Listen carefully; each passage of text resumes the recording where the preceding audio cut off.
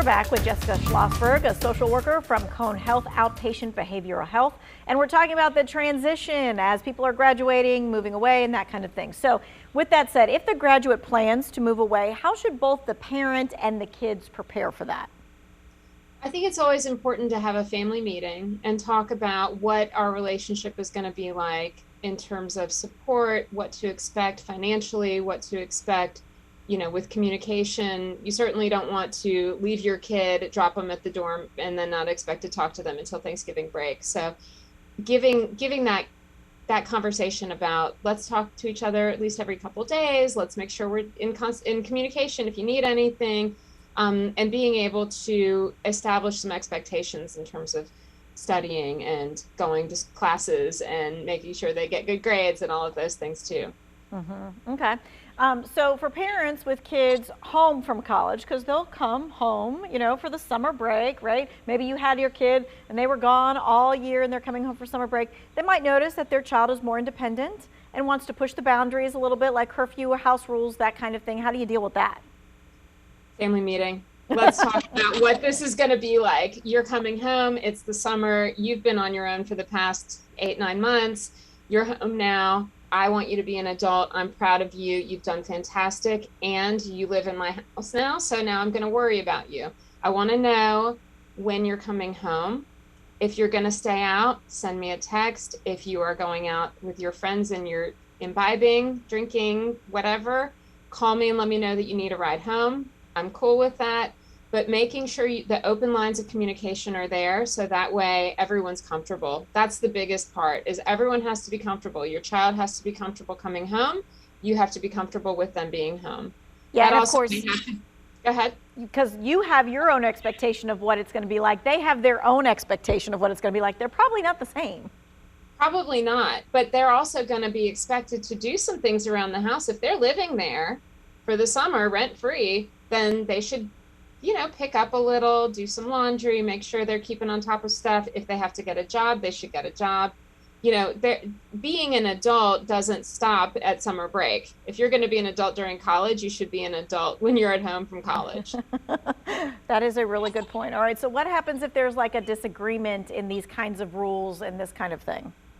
I think it's just communicating. Let's figure out how to make this work. We can use some communication skills. We can negotiate. If there's a problem with some simple rules, let's figure out how to make them work for all of us.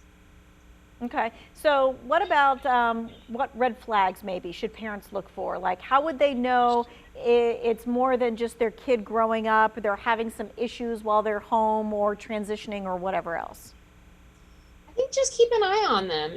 You're going to notice some differences in your child after being away for a few months because they've grown up.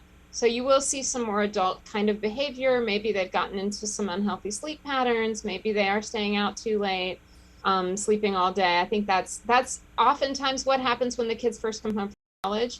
But if they can't rally and get back into a more normal schedule, you may want to have a conversation about that. If you're concerned about any substance misuse, I would have a conversation in a really non-judgmental way. And if you're concerned about the people they're spending time with that are tending to do some of those things too much, you may want to just have that talk. It's all about being able to communicate openly with your child. They're an adult now. You're an adult. Let's talk about this like adults. Okay, so when you say non-judgmental way, you may have to school us a little bit on a few sentences, gateway sentences to lead into that.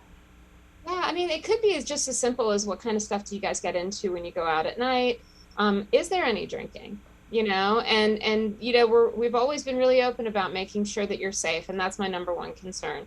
I don't worry about you nearly as much when you're in college because I can't see you. But now that you're under my roof, I'm paying attention a little bit more, and I love you. This is what we're here for. I'm here to support you. I want to help you out. And also I want to make sure you're safe. And any options for parents and young adults as they continue to move through this transition period? Ask for help.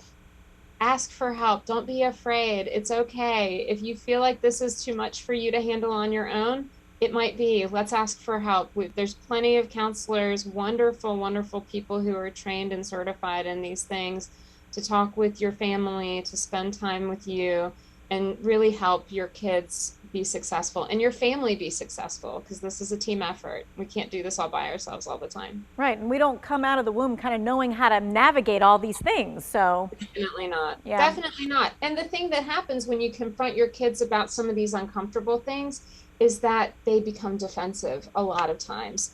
So being able to work with your child, work with the family about how can we talk about this without getting defensive? You're not in trouble. We just have to fix it. And I love the part where you say, and we love you, we care about you. That is like the overall thing of, we just want to make sure that you're okay because we love you. Thanks so much for joining us today. Lots of good information here. We're going to post all of this on our website. Just go to the 2-Year Wellbeing section.